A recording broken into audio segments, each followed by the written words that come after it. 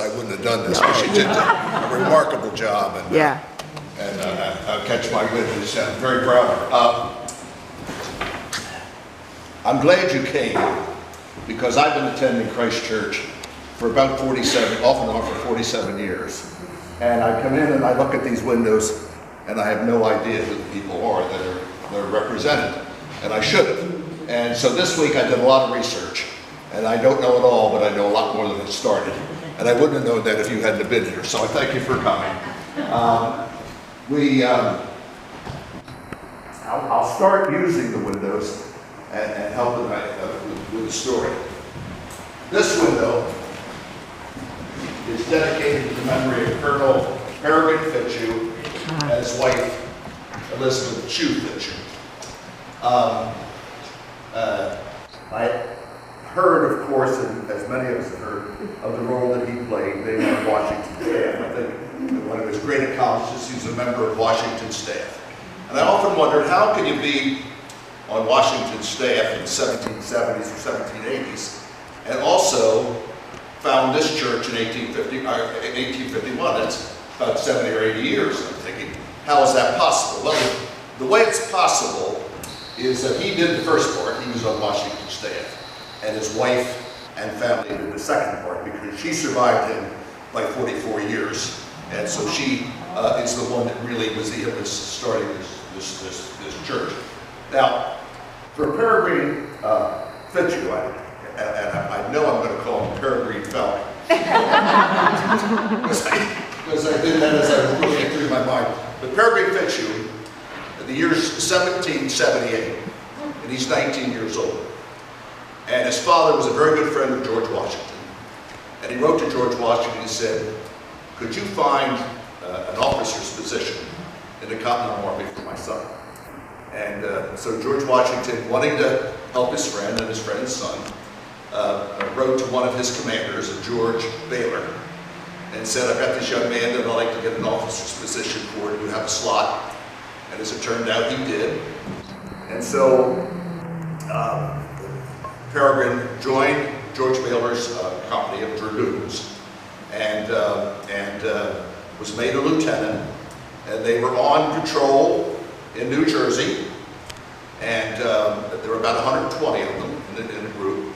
And they were sleeping in several barns. And unfortunately, the British found out that they were there. And they attacked sometime between 1 and 3 o'clock in the morning with bayonets on their rifles, and it was a slaughter. And in fact, it's called Baylor's massacre. The majority were killed or wounded. Peregrine was fortunate because he survived that, but he was wounded, and he was taken prisoner by the British for over 2 years. He got out 2 years later, end of October in 1780, and of course was looking for another assignment. And George Washington again felt an obligation to do something to help his friend and to help his friend's son, particularly after what he had been through. So George did not have any aide-de-camp. The obvious job was an aide-de-camp. These were young people of high families who served with him and did all his errands, ran messages, did his writing, etc. So,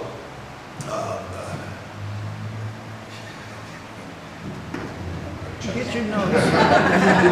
I knew this was going to happen to me, so you get one of those senior moments when I should have done this when I was young. But anyhow, so he had no aid jobs. So, and Congress was very strict with George Washington. They didn't want him to have too many slots in his staff, and he had to get approval for everyone he had. So what he did is he made Peregrine Fitzhugh an extra aide-de-camp. An extra aide-de-camp. Now this was a job they hadn't had before, but that's what he made. So that was in July 2nd of 1781. He took that position, and he stayed in it for just 3 months. And then he left to marry and start farming.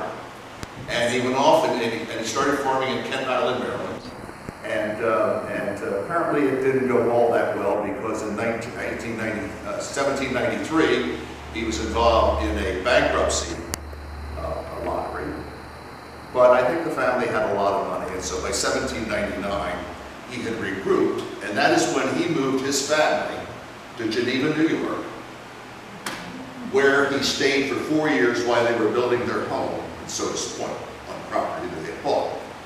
And in 1803, when that was completed, they loaded up their Pennsylvania wagons and 27 horses and the 40 in the entourage, consisting of about 30 plus slaves, and they came to Sodus Point. That was 1803, and they, of course, settled and lived here. And in 1811, Colonel Fitzhugh died, and the word goes, the story goes, that his wife freed the slaves shortly after his death.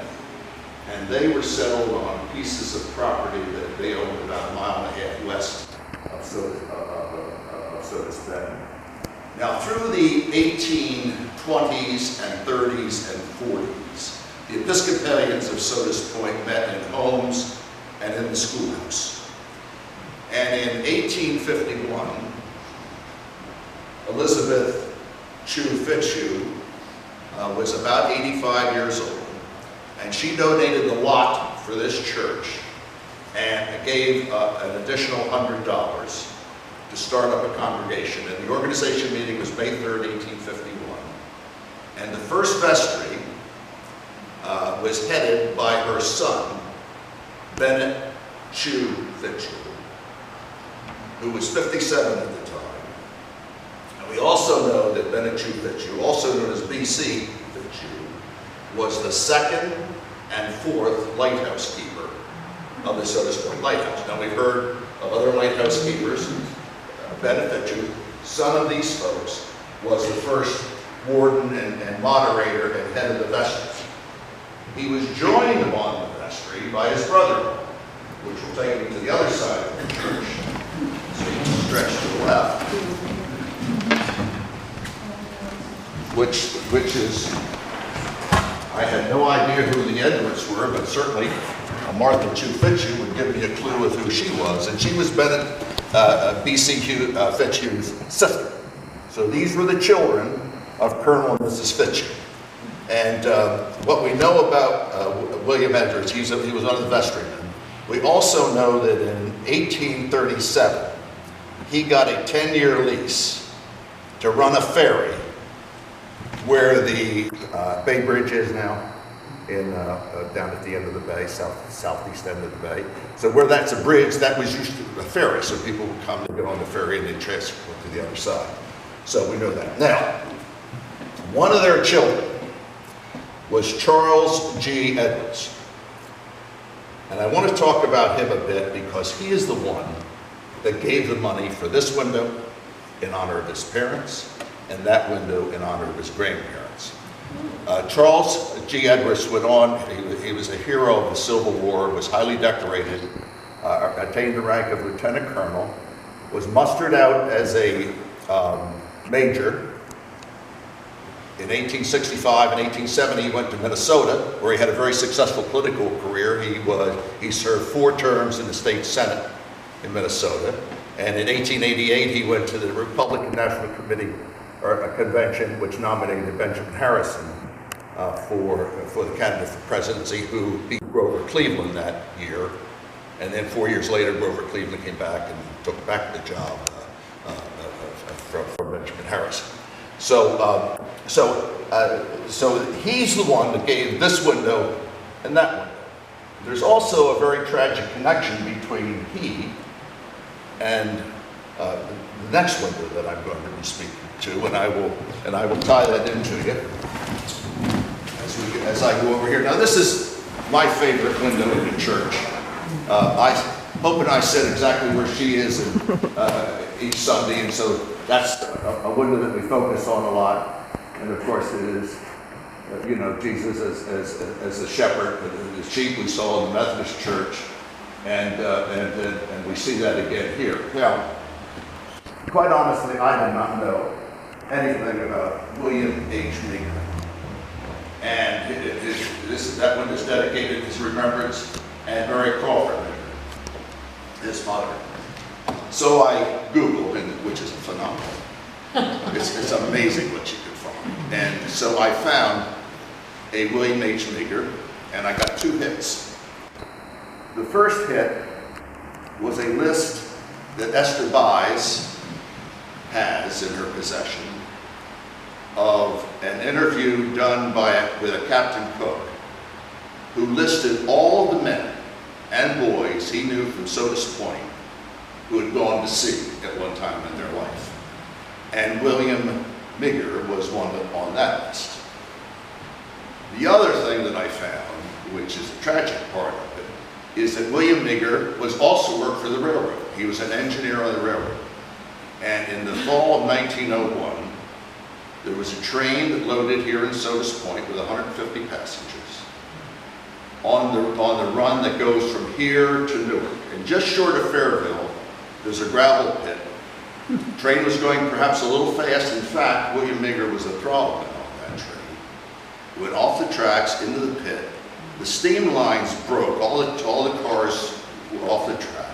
And the steam lines broke. And the steam was scalding into so here you're in this, imagine this situation, you're in this train car and you're over on your side and you're bouncing around. And if that wasn't bad enough, you survive that and then you get scalded. Literally, many did that. There were 15 who died in that accident and many, many more injured. William Meeker died in that accident. That was in 1901. Also, on that train, I couldn't believe it. It was Wednesday at midnight, and I'm searching through this stuff, and I'm reading these articles of that accident. And who do I see among the dead? Mrs. C.G. Edwards. We talked about who gave that one. It was his wife from St. Paul, Minnesota, but for some reason she was back in this area visiting. She was on that train. So the wife of the guy that gave those windows, and I don't know who gave this window in his memory, but that was what we know of him. Now I did a search for Mary Meeker, his mother, and the only thing I found for her was that her name appeared on a quilt done by the Methodist Church in 1896. Now, I'm going to come back to Mrs. Fitchett. Well, actually, I've covered that. Okay, I'm going to go back. Excuse me. This window was given to us by the Zion Church of Palmyra, and it's a beautiful window. I don't know anything about it, but I know that they gave it to us. It was in the first building. It was in the first building? It was in the wooden building of the Zion Church. The Zion Church? And when they removed that building, the rumor was it was going to go to be a tavern, and they didn't want the window in it. So they gave the window here, and then built their current stone building. That's great. So, okay. So it was in their original building. Good for you. Thank you, Ray. That gives me a chance to take a picture of one of you. Lorene Jurgensen is a Wayne County historian on churches in Wayne County. So she has done a lot of research, and she has a very good book out. One of the books she has done, I don't know how many you've done, only one you've done, is on the first 100 churches in Wayne County, and this church is one of them in that book. Pardon me? One of the things I wanted to add with the origination of this church in 1851, it took until 1861 for the building to be completed. In those days, once you consecrate an Episcopal church, this is no longer the case, but then, in those days, once you consecrate an Episcopal church, it could only be used for an Episcopal service. Mrs. Fitchett, being ecumenical, was interested that all the people in this community should have a church to worship in, that they should be free to worship in. And she said, we will not consecrate it, or please don't consecrate it until there is another church. And in 1875, the Methodist Church was built. and that was when they consecrated this as an Episcopal church. This congregation continued on through the mid-1970s. And then they say that two of the large employers had left Sodus, the Sodus area. I don't know who they were, maybe it was a railroad, I'm not sure.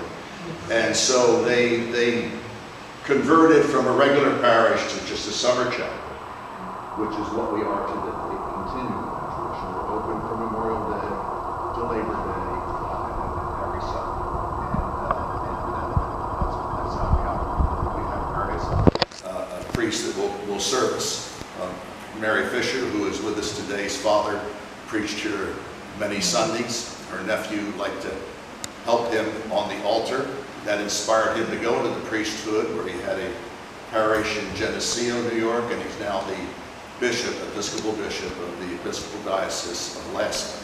And so that's Martha T, her nephew, which we're all very proud and think highly of. I also wanted to talk to you a bit about the Women's Guild of the Episcopal Church here in Christ Church. It was formed in 1880, and their first meetings were held at the Episcopal, which is now St. Rose. And so that's a tie that we had with that. These women, as we heard in the Methodist Church, raised for good causes. One of the causes that they used for the money raised by the Episcopal women here at Christ Church was to build the Guild Hall. And so the women of Christ Church provided the money for the Guild Hall, and it was built in 1893. Now, I believe,